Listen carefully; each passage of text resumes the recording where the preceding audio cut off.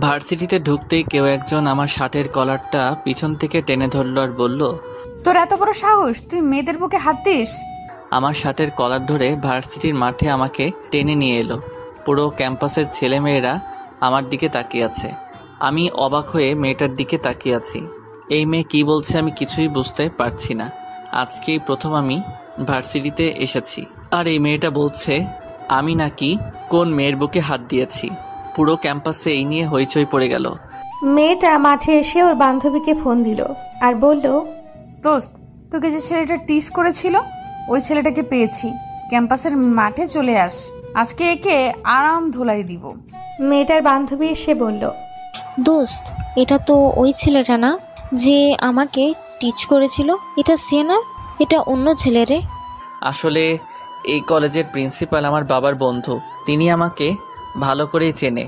মেয়েটা যখন আমাকে সবার সামনে অপমান করছিল তখন ভিতর থেকে আমার বন্ধু নাহিদ আসলো, আর ও এসেই ওই মেয়েটাকে রিকোয়েস্ট করতে লাগলো আর বলল, আপু প্লিজ ওকে ছেড়ে দিন, ও আজকেই প্রথম ভার্সিটিতে এসেছে, ও এখানকার কাউকে চেনে না।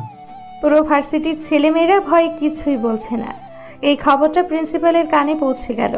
প্রিন্সিপাল এসেই বলল, সাথে কি হচ্ছে এগুলো এখানে? ও তার মানে মেয়েটার নাম সাদিয়া।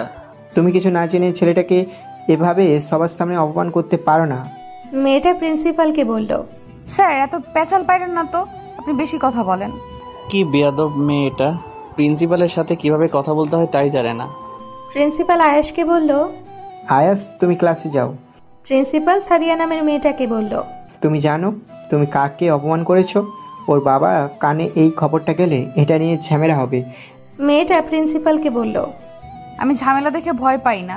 আর কে ওই ছেলে, আর কে ওর বাবা? ওর বাবা কি আমার বাবার থেকে ধরি নাকি? মনে রাখেন, আমি এই দেশের সবচাইতে বড় ব্যবসায়ীদের মেয়ে, ব্যবসায়ীর মেয়ে সাদিয়া।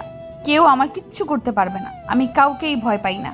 আয়াস ক্লাসে চলে আসলো, এসেই আমার বন্ধু নাহিদকে জিজ্ঞেস করলো, বন্ধু মেয়েটা যখন আমাকে অপমান করছিল তখন সবাই চুপ করেছিলে কেন? ওর বন্ধু নাহিদ বলল, ভয়ে। আমি বললাম, ভয় পাওয়ার কি আছে? নাহিদ বলল, মেয়েটা এদেশের বিখ্যাত একজন ব্যবসায়ীর মেয়ে, মেয়েটা খুবই ডেঞ্জারাস, তাই সবাই ওকে ভয় পায়, এবং কি প্রিন্সিপাল স্যারও। বড় লোকের মেয়ে বলে যা ইচ্ছে তাই করবে নাকি? ওর বন্ধু নাহিদ বলল, তুই আর ঝামেলা করিস না দোস্ত, সব ভুলে যা। পরের দিনের কথায় আসি। বাসা থেকে তাড়াহুড়ো করে বেরোতে গিয়ে খেতে পারেনি আয়াস। তাই ভার্সিটির ক্যান্টিনে ও আর ওর বন্ধু নাহিদ বসেছিল কিছু খাবে বলে। আয়াস খাবার অর্ডারও করেছিল। একটু পর ওই সাদিয়া নামের মেয়েটা আর তার বান্ধবীরা ক্যান্টিনে চলে আসলো। আসার সাথে সাথেই সবাই ক্যান্টিন থেকে চলে যেতে লাগলো।